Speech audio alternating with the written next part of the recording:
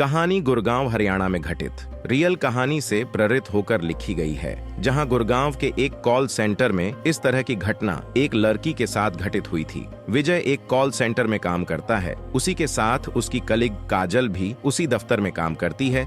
उस दफ्तर की सबसे खूबसूरत और कम उम्र की लड़की काजल ही होती है। वो बिल्कुल परियों की तरह लगती है।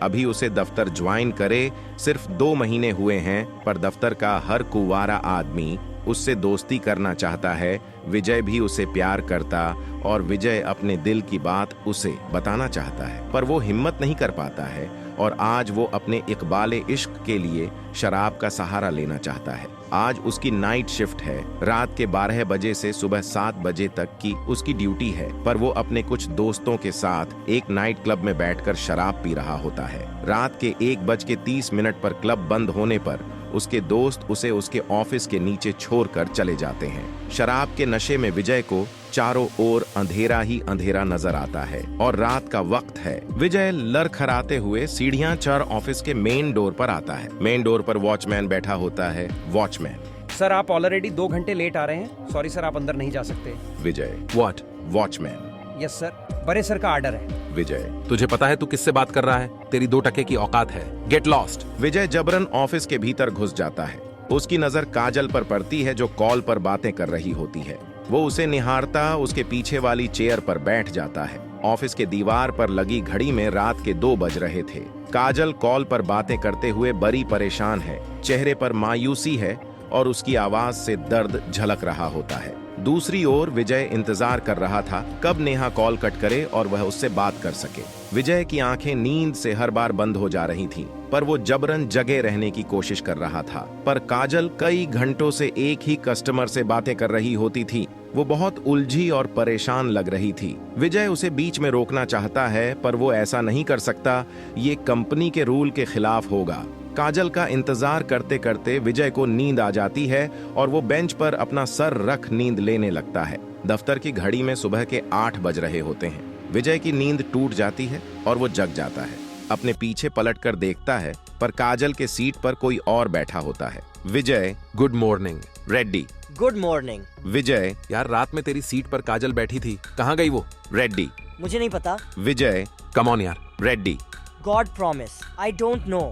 मैं जब आया इस सीट पर कोई नहीं था। तू रुक, वॉचमैन को पता होगा। चल, उसी से पूछते हैं। दोनों डोर के बाहर बैठे वॉचमैन के पास जाते हैं। विजय वॉचमैन से कहता है, सॉरी यार, कल रात मैंने तुमसे बहुत बदतमीजी की, प्लीज माफ कर दे। वॉचमैन विजय से कहता है, कोई बात नहीं साहब, मैं तो उसे कब का भूल गया। विजय वॉचमैन से पूछता है, अच्छा चल बता, काजल कहाँ गई? वॉचमैन विजय की तरफ देखता है और सोचते हुए बोलता है, काजल मैडम। रेड्डी बोलता है, हाँ। वॉचमैन कहता है, सर, वो कल ड्यूटी पर आई ही नहीं थी। विजय: व्हाट? तू क्या बकवास कर रहा है? कल रात वो मेरे सामने वाली चेयर पर बैठी थी। तुझे एक बार मैंने सॉरी बोला ना, तुझे समझ में नहीं आता। वॉचमैन कहता है, देखिए सर, मैं सच कह रहा हूँ। विजय गुस्से में: देख, तू अगर झूठ बोला ना। रेड्डी विजय को समझाने की कोशिश करता है। अरे विजय, विजय मेरी बात तो सुन। ये शायद सही कह रहा है। तू मेरी बात मान। तू रात में लगता है कुछ ज्यादा ही टून हो गया था। विजय: व्हाट? रेड्डी: हाँ, तू चल मेरे साथ। विजय रेड्डी से बोलता है, देख रेड्डी, मैं किसी मजाक के मूड में नहीं हूँ, पर मैंने सच में उसे देखा है। रेड्डी विजय से कहता है, चल, मान लिया वो कल रात ऑफिस आई थी। ये कंफर्म करने के लिए उसे चल कॉल कर। हाँ, देख क्या रहा है। चल उसे कॉल कर, अभी सब पता चल जाएगा।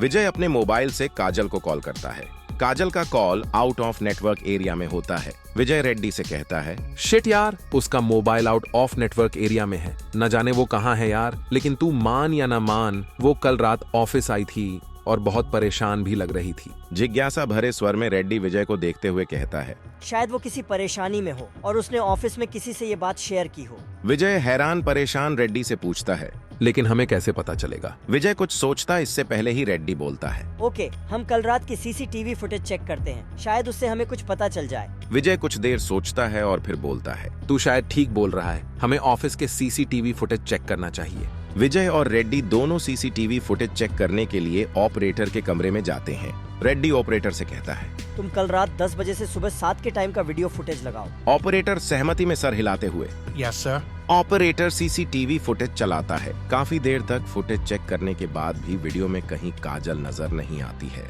रेड्डी विजय से कहता है, देख, मैं बोल रहा था तुझे रात में चढ़ गई थी। कल काजल ऑफिस आई ही नहीं। विजय का दिमाग चकरा जाता है और विजय सोचने लगता है कि ऐसे कैसे हो सकता है। ऑपरेटर रेड्डी से कहता है। हमने सारा फुटेज चेक कर लिया सर, लेकिन काजल मैडम कहीं नजर नहीं आ रही हैं। रेड्डी ऑपरेटर से कहता है। Okay thanks. रेड्डी विजय का हाथ पकड़ बाहर ले जाता है। अब दोनों वहां से घर के लिए निकलते हैं। विजय थका हुआ घर आता है। विजय की माँ उसका इंतजार कर रही होती है और विजय को जैसे ही देखती हैं तुरंत पूछती हैं। अरे विजय, तू आज इतना उदास क्यों लग रहा है? विजय बात को छुपाते हुए बोलता है। कुछ नहीं माँ, बस ऑफिस के काम से थक गया हूँ। विजय की माँ विजय से कहती हैं।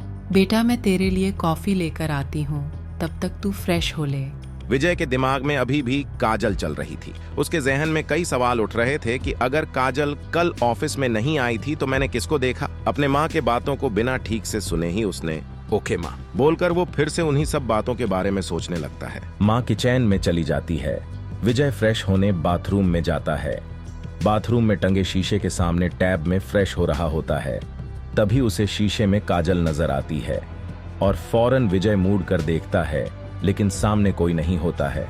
विजय इसे अपना वहम समझ बाथरूम से बाहर आ जाता है। माँ कॉफी लाकर विजय को देती है और माँ विजय से कहती हैं। ले कॉफी पी ले, तुझे फ्रेश महसूस होगा। तब तक मैं तेरे लिए कुछ खाने के लिए भी बना देती हूँ। माँ किचन में दोबारा चली जाती है। पर विजय का ध्यान तो कहीं और ही होता है। विजय अपना मोबाइल निकाल काजल का व्हाट्सएप चेक करता है, लेकिन उसके मोबाइल पर काजल का कोई भी अकाउंट नहीं होता है। वो परेशान मोबाइल में सर्च करता है और कोई काजल की प्रोफाइल नजर नहीं आती है। गुस्से में चिल्लाते हुए विजय अपना फोन खिड़की से बाहर फेंक देता है। चिल्लाहट सुन माँ किचन से फौरन बाहर आती है और विजय से पूछती है। क्या हुआ बेटा? विजय सारी बातों को छुपाते बोलता है। कुछ नहीं माँ, थोड़ी सी तबीयत खराब लग रही है। इस पर विजय की माँ बोलती हैं। तू अपने कमरे में जाकर आराम कर। विजय हाँ में सर हिलाते हुए ओके मोम बोलकर विजय अपने कमरे में चला जाता है और बेड पर लेट अपनी आंखें बंद कर लेता है। 2 सप्ताह बाद विजय बॉस के केबिन में होता है। विजय का बॉस उससे पूछता है। विजय, सब काम कैसे चल रहा है? विजय मुस्कुराते हुए बोलता है। Sir everything is fine. Vijay का बॉस उसे देखता है और सोचते हुए बोलता है। अच्छा, तुम्हारे डिपार्टमेंट में एक काजल नाम की लड़की काम करती थी, कई हफ्तों से दिखी नहीं। विजय को वो रात फिर से याद आ जाती है कि वो काजल को बात करते हुए देखा था, पर सच तो उसे भी नहीं पता कि आखिर काजल कहाँ है। इन सब विचारों से बाहर आकर विजय अपने बॉस को जवाब देता है। यस सर, मेरे ख्याल से शायद उसकी तबीयत खराब हो इसलिए नहीं आ रही है। बॉस के चेहरे पर एक अजीब सा भाव होता है और बॉस विजय से पूछता है। अच्छा, तुमने उसे कांटेक्ट करने की कोशिश नहीं की? आफ्टर ऑल वो हमारे कंपनी की एक अच्छी एम्प्लॉई है, हमारा फर्ज होता है हम उसके बारे में जाने। बॉस के इस बात पर विजय कहता है। सर हमने उसे कॉल करने की कोशिश की, लेकिन उसका फोन बंद आ रहा है। इस पर विजय का बॉस कहता है। वेल, तुम एक काम करो, वो अपनी कंपनी का ड्राइवर कई बार उसे उसके घर छोड़ा है, तुम उस ड्राइवर को लेकर उसके घर चले जाओ। विजय ओके सर। बॉस विजय को बोलता है। ठीक है, अब तुम जा सकते हो। विजय बॉस के केबिन से बाहर निकल जाता है। ड्राइवर और विजय दोनों कार लेकर एक सोसाइटी में आते हैं। ड्राइवर विजय से कहता है। सर वो अक्सर यहीं पर उतर जाती थी और उस सामने वाली गली में चली जाती थी। विजय एक नजर गली की तरफ देखता है और ड्राइवर से कहता है। ओके, हम यहीं आसपास उसके बारे में पूछते हैं, शायद कोई उसका घर बता दे। ड्राइवर ठीक है सर।